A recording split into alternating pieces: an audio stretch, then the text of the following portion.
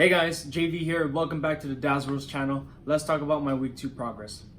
Back in my last video, I talked about how I had about a 1.8 to 3.6 weight loss variation. To cap off week 2, I weighed in about 202.8 pounds in the morning and about 200.2 pounds in the evening. Down from 3.6 to 6.2 pounds from when I just started. And just to stay more consistent and not to babble about too much numbers in my videos, I'll be using my afternoon numbers instead. I'm still making progress, but I still gotta make some adjustments. I think I'm doing fine with my diet. My caloric intake went from 3,100 in week 1 to about 2,928 in week 2, accounting for about an extra 1,400 caloric deficit for the week. I plan to adjust and drop my intake one more time to about 2,700 calories. Hopefully that'll translate to me seeing 196 to 197 on the weight scale at the end of week 3. I think I got a good timing for my meals where I properly feel energized for my run without feeling too hungry or full. I'll have 2 big meals, brunch around 10 to 11 and dinner about 9 to 10. With my metabolic rate increasing, I find myself getting hungry just a little bit throughout the day. Hopefully this routine will keep me in check. The workout is taxing as usual, but I'm pretty glad to be halfway done. Although I gotta say, it feels pretty good to get back into running.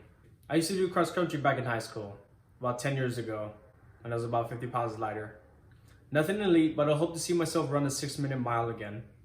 Maybe that'll be the future video. Anyway, this week was pretty up and down. I started off strong, finishing my 10-kilometer run at a faster pace, roughly at an 11 to 13 minute mile average. Now the midweek was a struggle. My legs are extra fatigued, my foot, ankle, and my calves are extra sore, and it was a mental challenge to complete the workout on some of those days. I felt like I hit the wall, ready for a crash. But I stayed the course, continued with my self-care, and on the days where I didn't feel great, I would walk the last mile or 2 miles just so I can deload my legs. Funny enough though, towards the end of the week, I felt great physically and actually got a faster run time. And the squats, push-ups, and sit-ups, negligible. Too easy. I changed my sit-ups from crunches and leg lifts just so I can target the lower abs as well. And I'll be doing both of those exercises with 100 reps each. And like I said last week, I added some weight training sessions. And this week I'll be increasing my resistance or my intensity. Lots of challenges this week. Body is feeling a lot more fatigued and a lot more sore than week 1. This was expected anyway. Doing this kind of workload every day doesn't allow the muscle to fully recover. However, the body learns to adapt.